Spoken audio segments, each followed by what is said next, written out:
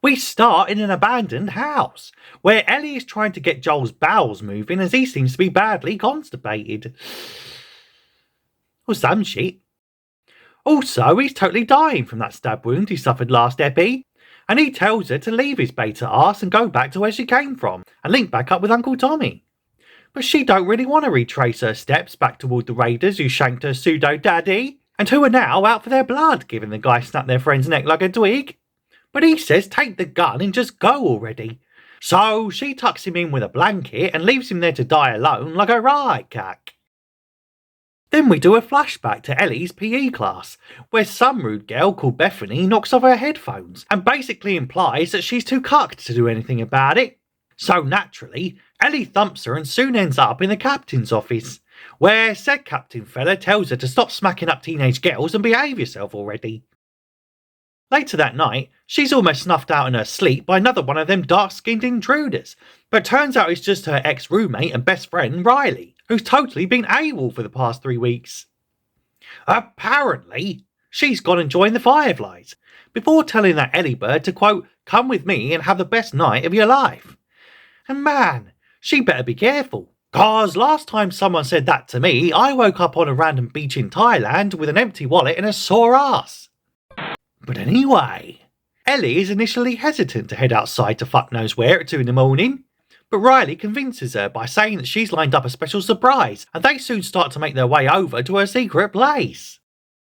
A little later and they end up on a rooftop and down in a bottle of booze like a right pair of naughty schoolgirls, before Riley recounts the story of how that Marlene bird caught her sneaking out one night and was totally impressed at her mad creeping skills, and then invited her to join the Fireflies, cause why the heck not?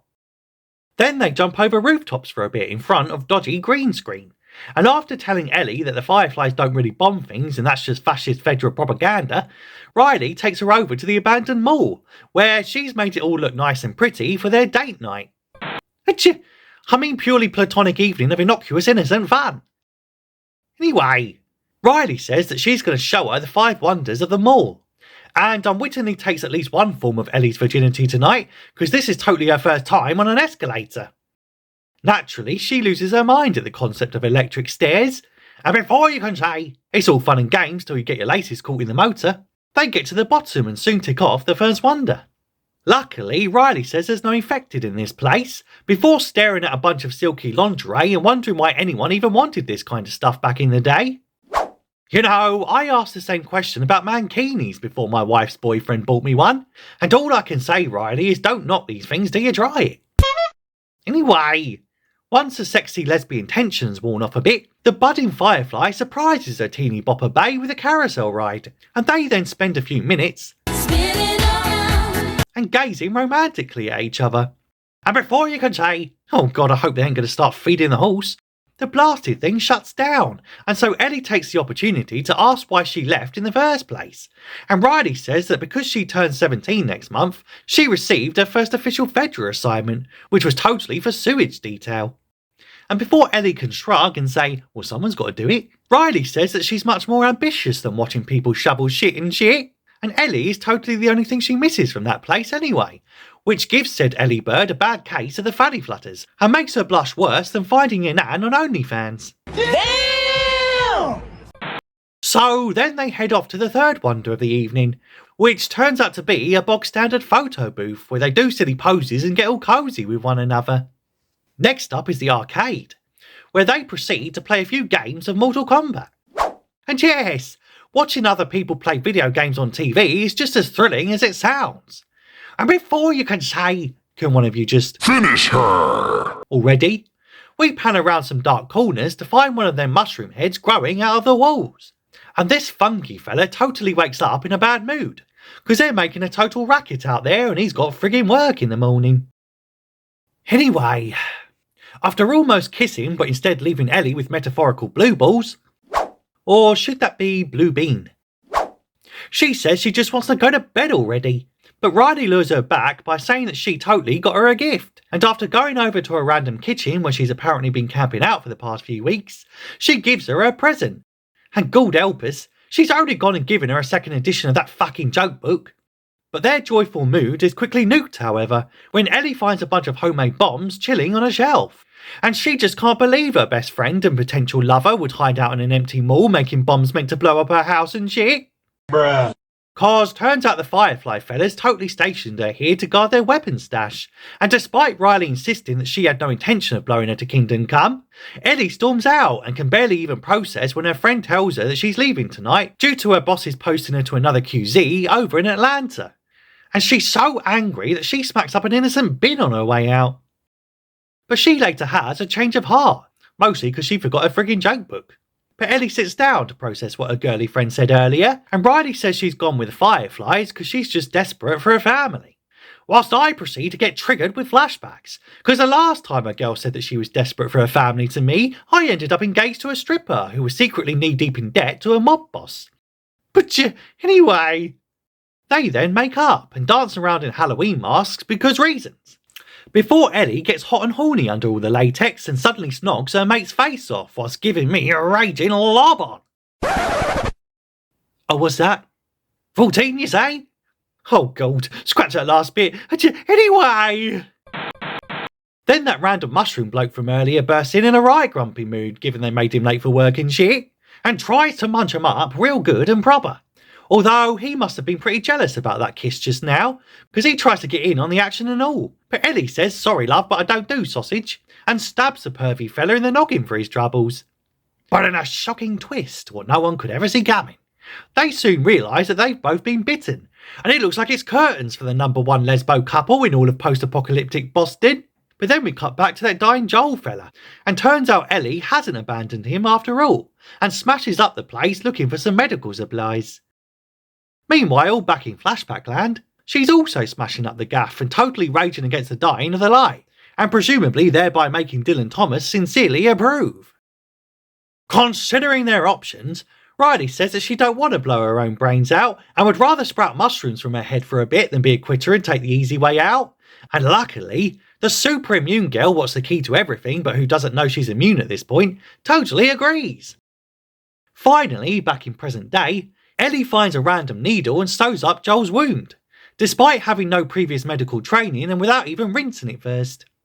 And before you can say, well, he might not die of blood loss, but he probably now has tetanus, we cut to the end credits.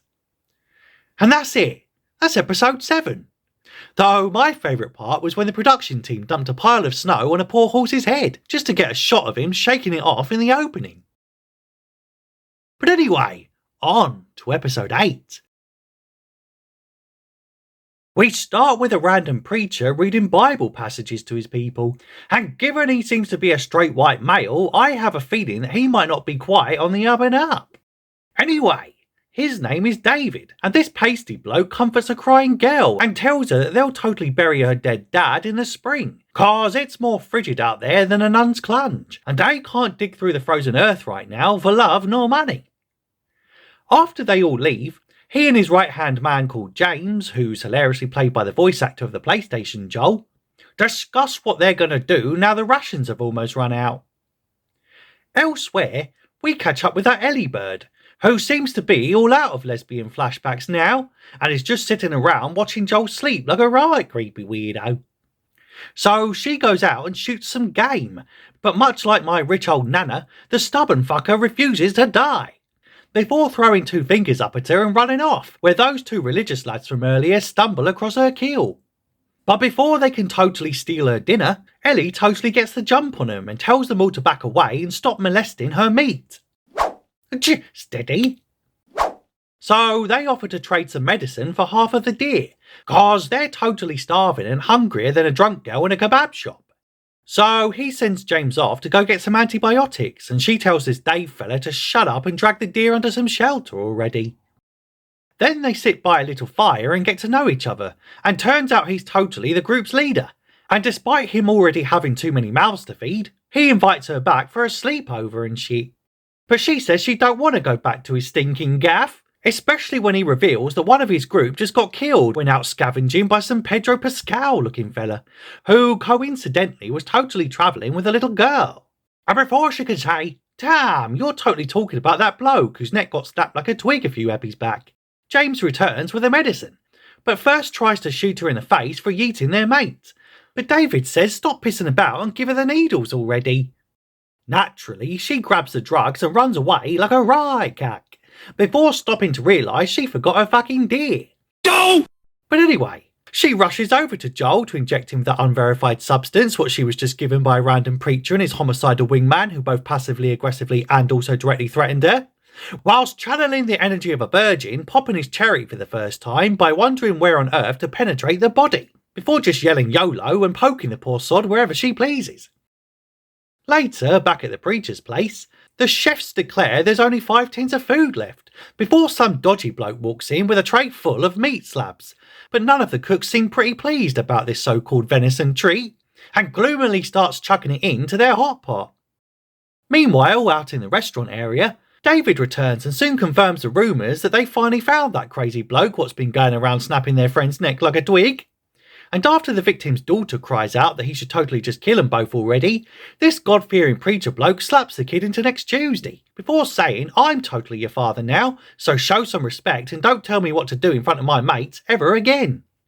Then they all say a prayer and tuck right into their grub, which is definitely totally venison, bro. The next morning, Ellie spots those godbotherers back in the neighbourhood again, and so runs back to Joel to tell him to shake off that poorly stitched up stab wound and totally man up already, because there's a bunch of Bible bashers on the loose who are totally heading their way. So, taking a leaf out of my book when Jehovah's Witnesses bang on my door for the 500th time, she gives him a knife to fend them off, but this fella keeps on dozing off and seems to just want 5 more minutes in bed. Ellie then heads outside to distract them away from Joel, and David specifically says that he wants her alive, so naturally, James flanks her and shoots the horse dead, sending her flying through the air like Superman and almost breaking her neck, also like Superman. Bruh. David then scoops her up and tells the others to go find that Joel fella and give him a taste of his own medicine. And I guess by that, he means snapping his neck like a twig as opposed to giving him some more of their antibiotics and shit. But luckily, said Joel fella is a certified badass, and sneakily sucker stabs a poor sod before staring into this nutter's crazy eyes as he dies. Elsewhere, the orphaned Ellie wakes up in a cage. And yes, exactly like kids along the Texan southern border. As David warns her that if she doesn't join them then she'll end up alone, which was exactly what she was afraid of and what she told that deaf kid what loved comic books shortly before he tried to munch her up and got deaded by his own brother. But anyway, she says she don't want to join his stinking cult and refuses to even tell him her name. Meanwhile, Joel interrogates some guys what he somehow captured off screen and makes them tell him where they currently are and then where their camp is. And once they totally comply with his every demand and peacefully obey his every instruction, he totally kills them both for shits and giggles.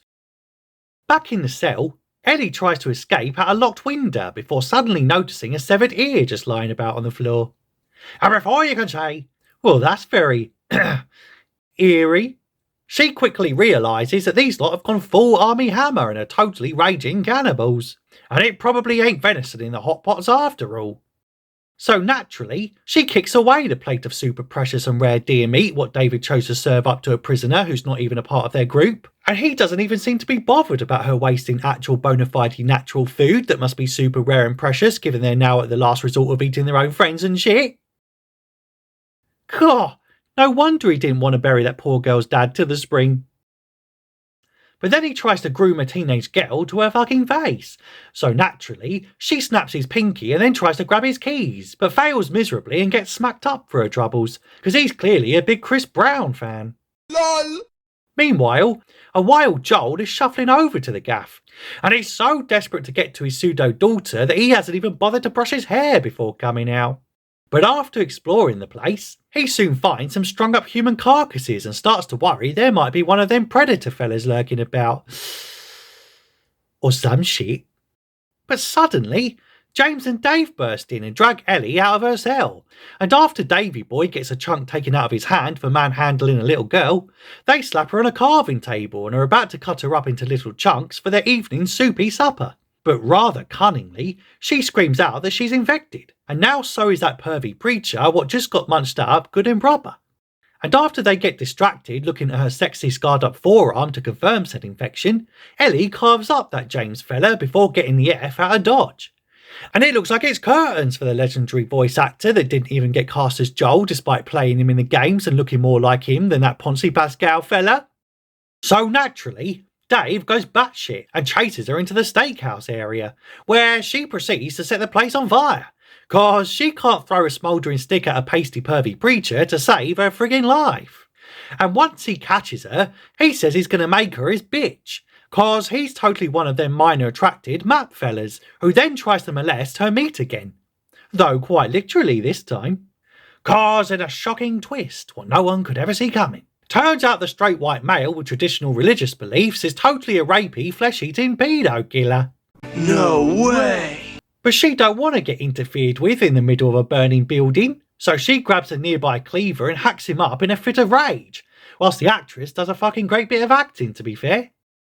And so she busts her way outside, bloodied and traumatised, before that useless Joel fella finally turns up, and quite conveniently, only after the main bad guys have been defeated and shit. But they have a warm cathartic hug where he calls her his baby girl. Though we know from previous episodes that this one ain't anywhere near as good at geography. And I bet she don't even know the capital of Indonesia like his old mop-haired kid. And that's it.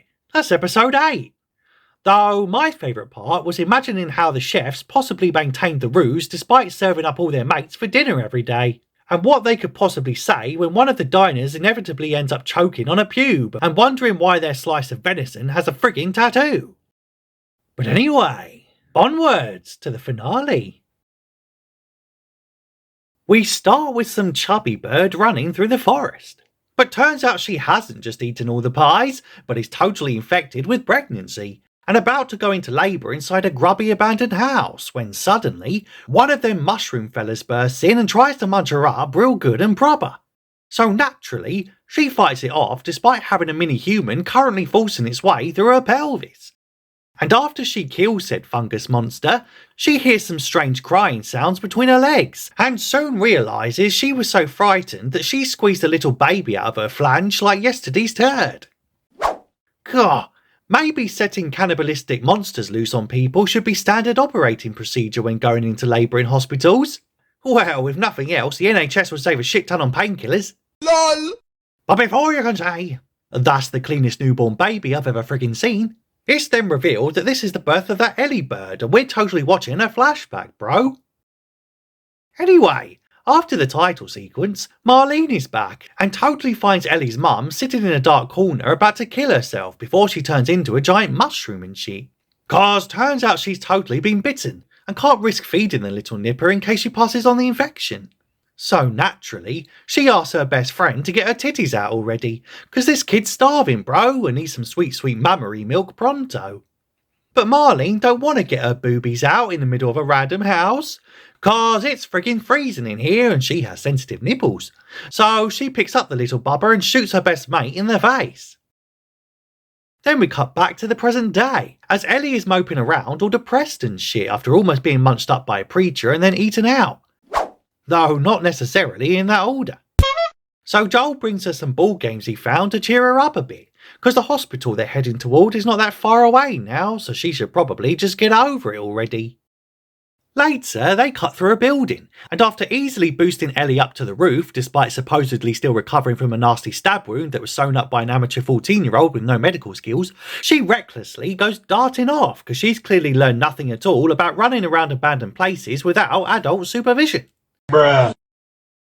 Anyway, after making friends with a CGI giraffe, Joel admits that he can't find the hospital because the one person who was any good at geography in his family got shot up 20 odd years ago, and so questions whether they should just give up and go back to Tommy's communist place.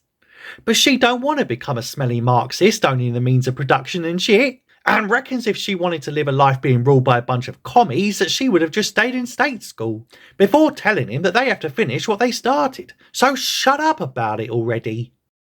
Then they do a bit of bonding, as Joel whines about that time he tried to kill himself after Sarah's death, but couldn't even do that properly, and implies that Ellie's healing all the old wounds inside him after the last little girl he was in charge of died in his arms and shit.